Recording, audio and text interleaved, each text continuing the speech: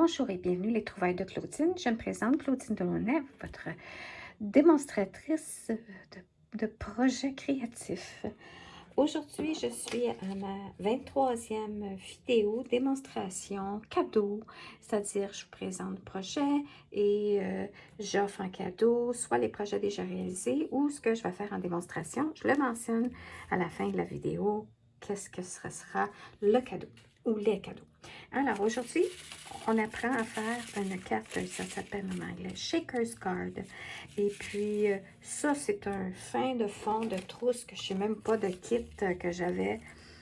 Puis c'était Happy Birthday Shaker Card, c'était un petit kit. Et puis je ne sais même pas c'était quoi le nom. En tout cas, il me restait juste quelques retailles pour finir 3 cartes. Alors j'en ai fait 2 avant la vidéo. Et puis, je vais en faire une devant vous. Alors, c'est très simple à faire parce que vous pouvez prendre ce que vous désirez, ce que vous avez sous la main. Et je vous montre la technique et qu'est-ce que ça vous prend pour concrétiser un modèle de carte similaire à celle que je vous montre aujourd'hui. La première des choses, c'est que ce style-là, ça prend une carte qui a déjà de la perforation ou que vous allez perforer ou que vous allez découper. Et puis, ça va être amusant de voir les petits confettis qu'on met à l'endos, qui est différent normalement des petites beads qu'on met, des petites pétadilles. Alors, voilà la carte, les cartes. Alors, je fais maintenant la carte. Alors, première des choses qu'il y avait, c'est les découpes. Alors, la découpe, moi, je vais garder tous les petits cartons parce que c'est des formes de chandelles. Alors, je peux, après ça, moi, arriver puis garder et créer une carte avec les chandelles. Les découpes sont déjà là. Alors, je mets ça de côté et je la garde pour plus tard. Ensuite, ce qu'on fait, c'est qu'on va faire de l'estampage. Et puis, j'ai ma base de carte noire. On met ça de côté. Et puis, on va mettre ça de côté. Je vais sortir mes encres jaunes. Je vais la serrer au fur et à mesure parce que tantôt, je me suis trompée. Puis, regardez, ça, c'était la première que j'ai faite. Jaune, rouge, vert. Alors, je faisais jaune, jaune. J'étais arrivée rouge, puis là, j'étais allée estamper dans le jaune, ça fait orange. Alors, j'ai dit là, je vais le faire, puis je vais fermer mon tampon encreur quand j'ai terminé. Alors, là, ce que je me suis organisée aussi, c'est de voir un peu ça ici, parce que entre ça, les mesures, et ça, les lignes droites, c'est le fun de pouvoir s'enligner, avoir un étampe qui est droit. Ensuite, ce que j'ai fait, c'est je me suis enlignée ici pour essayer de dire comment je fais pour m'assurer que c'est égal entre les espaces, puis c'est droit. Alors, j'ai ma règle ici, puis je me suis dit, oh, je vais y aller environ à, tiens, là. Puis ensuite, je vais nettoyer mon étampe avec un peu d'eau. Puis, je vais y aller ensuite dans le rouge.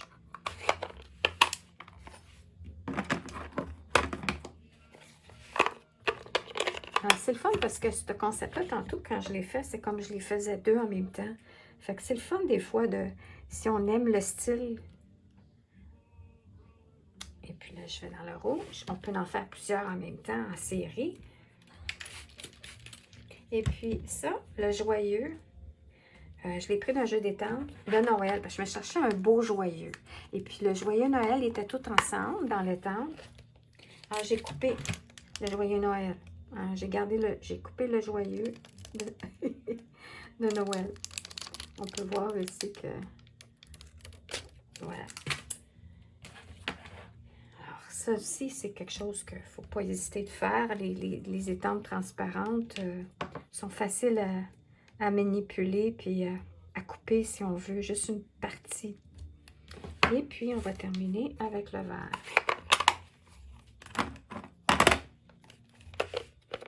Avec le vert. Puis j'essaie. Puis là, avec l'étampe transparente, c'est facile aussi de s'enligner. J'ai pas arrivé puis mesurer exactement l'espacement, mais je le vois bien. Puis là, bon, une petite... OK. Alors, on nettoie. Et on va serrer de ce pas une petite étant transparente, c'est bien important de serrer ça tout de suite pour ne pas les perdre, parce que ça colle à n'importe quoi. OK. Ensuite, j'ai fini avec ça. On va y aller avec le mot anniversaire. Alors ça faisait partie du kit. C'était la petite découpe. Alors, c'est le fun de voir qu'on peut créer de la dimension. Alors, regardez dans vos poinçons si vous n'auriez pas quelque chose qui pourrait être similaire à ça. Et là, vous allez vous demander comment on fait pour mettre de la colle comme ça dans un mot qui est tellement mince et délicat. Puis on peut voir ici la façon dont je l'ai collé. J'ai fait un mouvement parce que c'est le fun, je pouvais le faire. On peut le faire, ou sinon plus droit. OK, alors je vais comme ça ici. Puis là, je regarde où est-ce que j'avais mis ma colle. Puis, on va y aller comme ça ici. Alors, je prends ma colle, Tombow. Je prends mon éponge que j'utilise strictement pour ça, que je donne dans un baby. Et là, je vais m'asseoir parce que je veux y aller délicatement. Il ne faut pas trop taponner, c'est ça, sinon ça bouge de partout. Alors, on veut, puis c'est éponger délicatement. Puis il faut essayer comme pas trop bouger le mou, parce que sinon il va recevoir de la colle en dessous. Puis c'est comme, il faut vraiment, là, délicatement. Voilà. Alors là, on prend notre mou et je vais l'enlever. Et là, je vais l'enligner comme ça ici. Là, vous allez dire, mais là, Claudine, il y a de la colle, puis ça va coller, puis c'est pas grave, parce qu'on va le tourner. Ensuite, voilà. Puis là, on va s'assurer que le reste colle bien. Et ensuite, ce qu'on va faire, c'est on va coller un papier fenêtré pour protéger et voir au travers nos confettis. Alors là, je laisse ça sécher comme ça ici. Ça aussi. Il n'y a pas de là-dedans. Sinon, jaune avec ça, ça serait bon. En tout cas. OK. Alors là, maintenant, papier fenêtré. Comme j'ai déjà dit dans le passé, des fois, j'ai de la difficulté, moi, en tout cas, avec les papiers fenêtrés. C'est-à-dire que je les salis, je les tâche, ou j'en ai déjà reçu d'une autre compagnie pour faire d'autres sortes de projets. Puis il y avait du défaut dedans. Alors, à cette heure, à moins vraiment que je voudrais vraiment que ça soit transparent. Sinon, je sable. Je vais avec quelque chose de très, très doux. Pas un papier sablé, mais plus une éponge avec l'endos très, très doux. Et ça donne un effet givré. Puis, je me casse plus la tête si mon papier fenêtré est propre et transparent. Alors, voilà. Tout est beau. Je vois que c'est assez bien sablé de partout. Puis là, je vais... Oups! On va pousser la poussière. Il y en a un petit peu, pas beaucoup. OK. Ensuite, ce qu'on fait, on regarde notre carte ici. Puis là, je mets un papier fenêtré qui est égal à tout l'espace que je veux qu'il y ait des petites bidules. Alors, pas obligé d'avoir tout le carton complet. Alors, je m'enligne, je me suis qu'il est bien découpé. Alors là, je vais mettre une fine ligne de colle. Comme ça, tout au contour. Vraiment sur le rebord. Puis là, je vais me... Bon. J'essaie d'utiliser tous mes petits pots, mes petits tubes avant de faire le remplissage. Parce que je trouve que quand on est longtemps sans utiliser nos petits pots comme ça, ben, ça bloque. Même si je mets une aiguille qui est rendue croche. Ça bloque parce qu'à un moment donné, quand ça fait longtemps que tu n'as pas joué avec ton tube de précision, ben, ça bloque. Alors, on y va avec un fer à embosser, on met à la chaleur et puis ça revient normal. Mais bref, j'aime autant vider toutes mes tubes avant de recommencer le remplissage pour mes prochains cours cet automne. Que je vais enseigner à Saint-André-Avelin. OK, alors là, j'appuie. Puis, ce qui est important, c'est que la colle reste à l'extérieur et qu'elle ne va pas à l'intérieur. Bon, tout est beau. OK.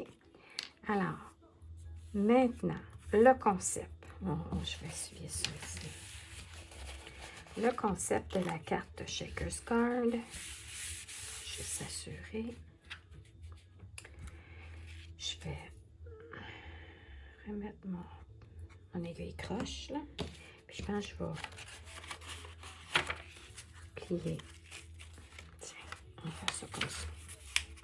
M'assurer que la colle, ma carte reste assez blanc, fait que je vais garder ça beau et propre.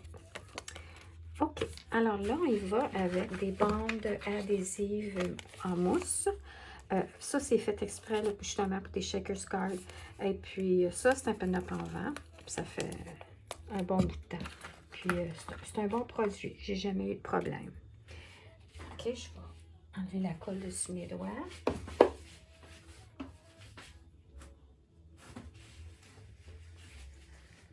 Et je vais tasser ça maintenant. Alors, je prends ma chaise bruyante et j'y vais avec mes languettes. Alors, ce que je vais faire, c'est que je vais commencer, peu importe par où vous commencez. Ce qui est important, puis là, je vais vous montrer le petit schéma ici. Vous voyez le petit schéma? Alors, c'est ça que je me suis inspirée pour le faire. Puis là, j'ai trouvé, je me suis pratiquée plusieurs fois ce qui est important. En tout cas, le rebord, il faut vraiment que ça soit sur le rebord. Il faut s'assurer quand on fait tous les contours que ça ne paraisse pas non plus. Et puis, ce qui est important, c'est le tour des chandelles et une section. Puis l'autre, c'est l'autre section. Donc, j'y vais de ce pas. Et je vais aller comme ça ici. Comme ça. On peut voir. Ensuite, on prend une autre bande. Et puis là, ce qu'on peut faire, on s'amuse, hein? On veut s'assurer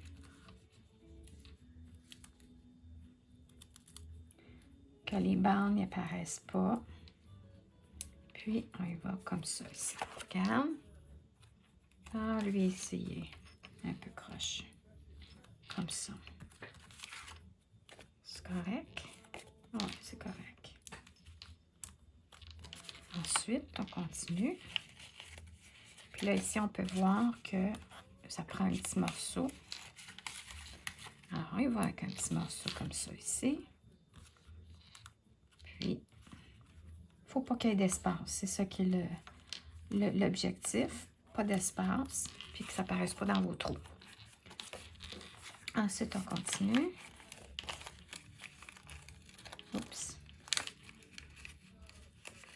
On continue. Et là, on y va comme ça.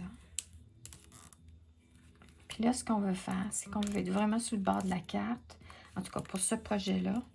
Parce que il n'y a pas beaucoup d'espace. C'est ça à prendre en considération si vous allez faire vos propres perforations. Alors, il faut s'assurer qu'il y a assez d'espace quand vous mettez vos bandes de mousse. OK, maintenant, ce qui arrive ici, c'est qu'il faut éviter de la statique. Alors, on y va avec soit une feuille de la sécheuse ou le petit pad là, quand on fait de l'embossage à chaud. Avec le fer à embosser. Fait que ça fait de la poudre blanche, mais c'est correct aussi parce que c'était fait givrer déjà mon papier. Fait que je n'ai pas besoin de pousser. C'est juste parfait. Ensuite, on y va avec qu'est-ce qu'on veut insérer. Alors, moi, c'est ça. Dans cette étiquette-là, il y avait ces petits flocons-là. Alors, là, ce que je viens d'apprendre, je vais tasser ça, c'est qu'il ne faut pas trop en mettre, il ne faut pas trop éparpiller. Je voyais l'image, je voyais que c'était bien éparpillé. Non, non, parce que plus c'est éparpillé, quand tu enlèves tes bandes, ça bouge, plus ça va aller sur les bandes, ça veut coller, ça se promène. Alors, on les pose, qu'est-ce qu'on veut? Plus vers le milieu du projet, pour justement éviter que ça éparpille, parce qu'on va enlever les petits papiers après. Et puis, alors, on va juste s'assurer. Et dans ce cas-ci, je dirais mieux, moins que trop. Parce que là, je l'ai vu dans mes projets. Comme ici, hein. Lui, il n'est pas pire. C'est lui, je pense, j'en ai mis. Ouais. En tout cas. Ensuite, on y va avec une... ah ouais, regarde, je vais juste serrer ça. Oh, tiens, je vais le mettre là. OK, là. Là, ce qui est très, très important, puis là c'est là que je dis, OK, comment je figure ça? Parce que là, après ça, il faut enlever la colle qui protège les bandes. Et puis là, il faut coller ça sur une base de carte. Mais si tu dis, ouais, mais si je ne peux pas le revirer de base, ça va tout sortir. Alors, c'est pour ça que là, je vais juste me relever, m'assurer qu'on voit bien. Oui, OK. Alors, ce que je suis décidée, je vais vendre manipuler et d'enlever le papier. J'ai dit, je vais regarder, je vais le remettre comme ça ici. Je mesure, OK? Ici, je me mets droit de 7. Attendez un petit peu. Et oui. Et puis, je me laisse un petit peu d'espace ici. C'est une partie pour m'enligner. Parce que voyez-vous, ma carte, elle a à peu près un huitième. Elle a un quart de pouce de plus. Elle a un huitième de chaque part. Puis, la même chose dans le haut. Alors, il faut que je laisse, quand je vais le déposer, je vais coller ma carte comme ça. Fait que je veux mesurer, fait que je me fie comme point repère que j'ai un huitième ici, un huitième là. Vous voyez? Et puis, lui est à 12,5. Alors, je peux m'enligner avec mon petit pad ici, dire OK. Puis, je vais juste avoir à le déposer, puis il va être correct. Alors, avant, je vais juste fermer ça pour faire de petites gaffes. Tout ce qui reste à faire, c'est d'enlever, ça je vais le remettre ici. On va enlever le papier qui protège le tout. Puis, j'espère que j'ai assez de jus dans mon téléphone pour finir mon enregistrement. OK. Alors là, il faut faire bien attention quand on manipule parce que c'est collant. Et quand c'est collant, les ongles collent et puis ça fait bouger la carte, ça fait bouger les petites picadilles.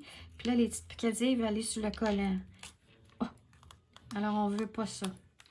Voilà. Alors là, j'ai tout enlevé. Et là, je me repositionne à un huitième d'en haut. Puis, je mets ma carte. On s'assure que mon motif est en haut. Je dépose ma carte puis que je veux être complètement à côté. Fait que c'est un huitième. Puis je vais juste... Oh, non. Oh non. Bon, OK. On ferme les yeux. Bon, c'est pas pire. Ça a collé plus vite que prévu, mais c'est beau. OK, il y a un petit peu plus de noir de ce côté-là, mais c'est pas grave. Alors, voilà l'exercice. Et puis là, tout ce qu'on fait pour terminer, c'est que j'ai rajouté une petite boucle avec des points de colle. Alors, je fais avec un petit point de colle comme ça ici. J'ouvre mon papier et puis on y va direct la boucle. Et puis j'en mets toujours 2 parce que je suis rendue à cette heure que j'en mets plus que moins. La colle. Et puis là, je décide où est-ce que je vais le coller. Comme ça. Et puis je vais rajouter petit bijou pour la petite flamme. Alors, dans mon inventaire, je suis arrivée et j'ai dit, OK, c'est parfait. J'ai cette sorte de bijou-là qui est jaune.